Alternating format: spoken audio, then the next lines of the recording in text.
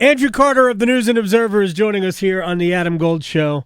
And before we get to whatever the consequences are in some way, shape, or form between Duke and North Carolina, and we'll talk about all of that, I know that you, sir, are a traveler in this state.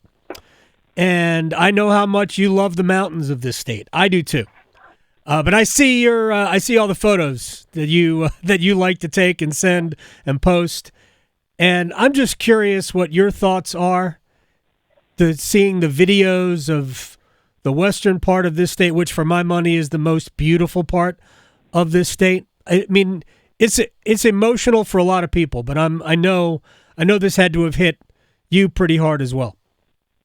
Oh, for sure. Yeah, it's been devastating just to see the images, videos, and stories. And, what's really concerning at this point, especially, is we don't have a great sense even yet of the extent of the damage up there. And, obviously we've seen some early accounts of different communities that basically have been leveled, Chimney Rock being one of them, the area around Black Mountain, where, Roy Williams is from and grew up. I've been up there, I've hung out with his people up there doing stories about Roy. That hit really hard. But yeah, I mean, it's just, it's been terrible to see all that. And again, we don't even know the scale yet of it because a lot of the communication infrastructure has been knocked out.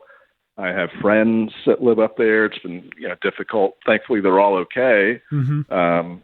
But a few days of not being able to get in touch with folks, cell phones being down, people without power, don't have water. Right. So I would urge folks out there listening to donate to legit charities out there trying to do the work of restoring I guess opportunities for people even to get water or necessities up there. It's just the terrain. This having traveled up there, it's just so difficult to navigate it. It's not like other parts of the state. I'm sure people have seen what happened to I-40 near the Tennessee state line, basically knocked out. But there's so many roads, as I understand it, like little mountain roads that have just been washed away. And yeah, I mean, it's sort of a worst case scenario. 100-year flooding or 1,000-year flooding kind of situation. And I mean, it's just been devastating to see for anyone who loves Western North Carolina. I do. I know a ton of people do. Yeah. But just from a humanity point of view, there's so many people struggling that will be for a long time. So very, very sad to see. Yeah, I think that's the thing that gets me is that, the lack of power, the lack of, connection, the lack of, you've mentioned water. I know this is Eastern Tennessee, and I'm going to move on to football here in a second because that's kind of why we're here. But they're talking about a place that services like 5 counties in Eastern Tennessee, a water plant that's gone, and they don't have any. They're hoping within a week to have water service in East Tennessee, hoping within a week if they can get everything, if everything works out right, they'll be able to do something like that. So yes, thoughts. American Red Cross. I know the Hurricanes have a game on Wednesday where all the ticket revenue is going to. They're going to help out the folks up in the western part of our state. So I encourage you, go. It's Canes and the Lightning. Go watch a hockey game. And know that your money is going not to the team, but to a good cause. All right, let me ask you about what happened at Wallace Wade Stadium, because I know you wrote, Andrew Carter, in the News and Observer, that this was in some ways worse. Maybe it was, maybe in all ways, worse than giving up 70 to James Madison because it's a rivalry game, because it was a 20-0 lead into the third quarter. Why do you think it's worse than 70? Well, I think it's arguably worse than 70 because it was the next game after 70.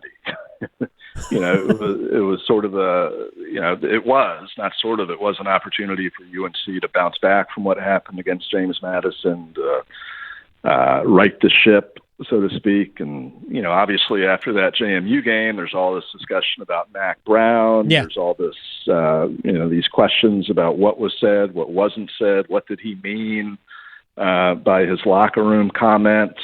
There was a report that basically suggested he had resigned.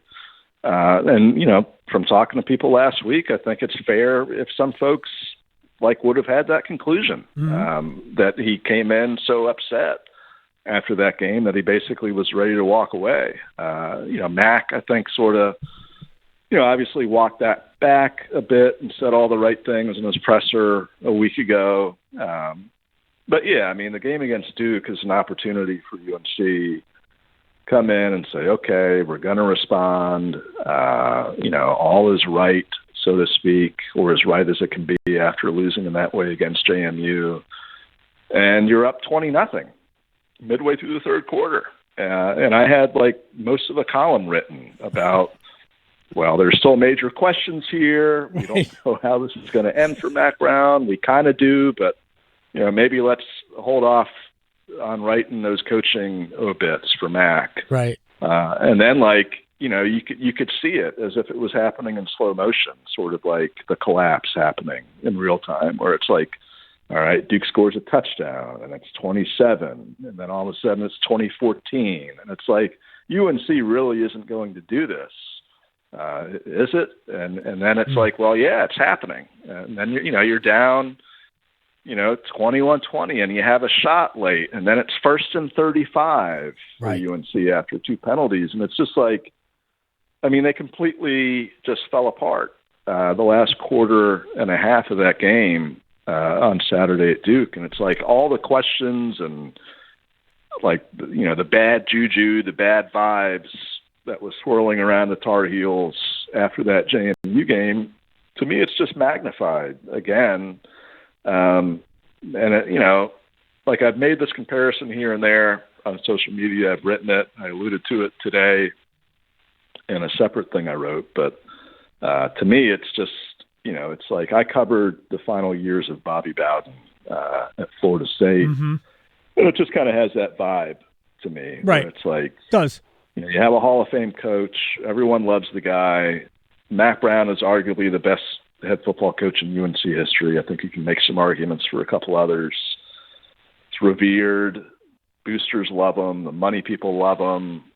But, it's not looking like it's going to end well, frankly. Andrew Carter is joining us here on the Adam Gold Show, and he played the "if I'm not the right guy" card. He played it last week, thinking. Now, I'm not saying that it was intentional, but ultimately that's what happened. He asked his players, and he said after the game, they played hard. And he referenced, unlike last week, we played hard this week. Right? He said it. He said it a number of times in the post-game press conference. I don't know how many, 3 times probably in the post-game press conference. Unlike last week, this was not about effort, but it was still about poor tackling, and it was still about losing their composure. You mentioned that double whammy of the holding penalty, which wiped out a play, followed by the unsportsmanlike, which did make it 1st and 35. And they really never even came close to threatening, down the field to make that, give them even maybe we can go for it on 4th and 8. Because they just never made it threatening. But it was really, to me, something we had seen for really years.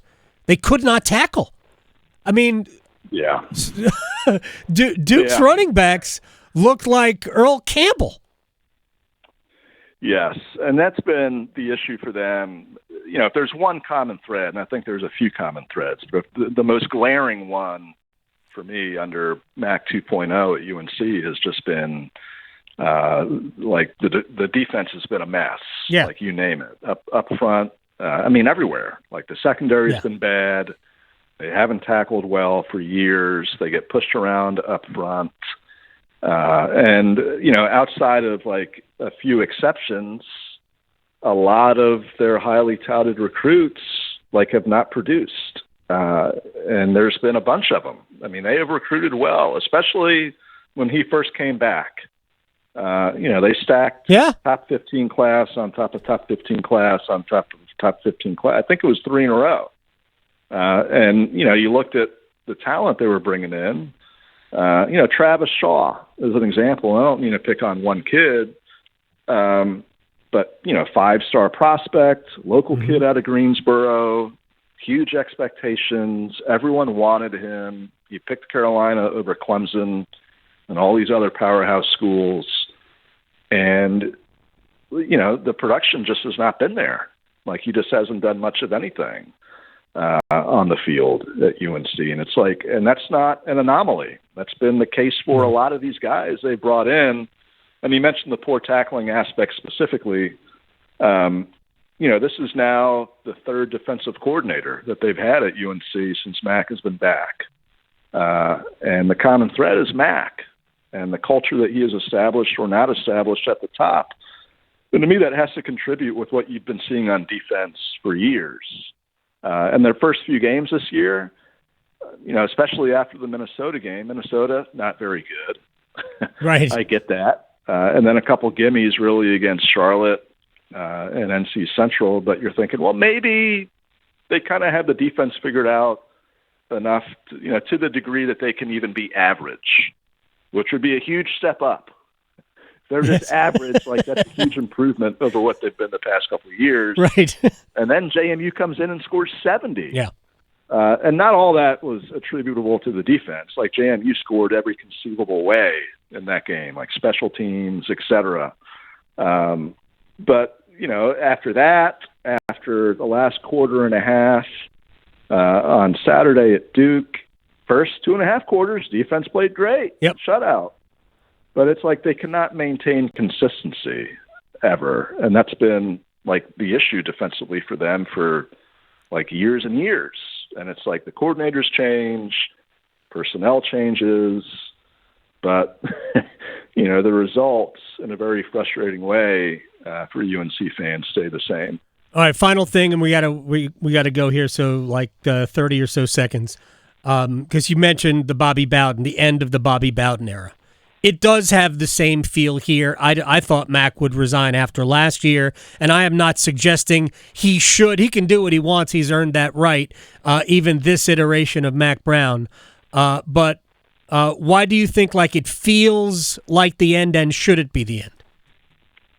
I mean, it feels like the end just because of the trends, and the trends are clear. You lose a game like that to JMU, I think that's a program changer or even a program ender at this point in Mack's program. And I just feel like the momentum is not there. Should it be?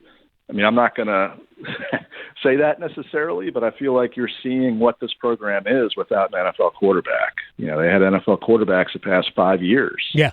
Sam Howell, Drake May. You don't have that with those guys sort of bailing you out. I think they're in trouble. I would be surprised at this point if things continue to trend this way. Frankly, if it's not the last year, because I think the fans are sort of gonna, maybe speak so loudly in terms of not attending games, not spending money, right? That it might force a change to be made. Andrew Carter, my friend, I appreciate your time, sir. Be well. I will talk to you very soon. All right, Edgy. Thank you, man. It is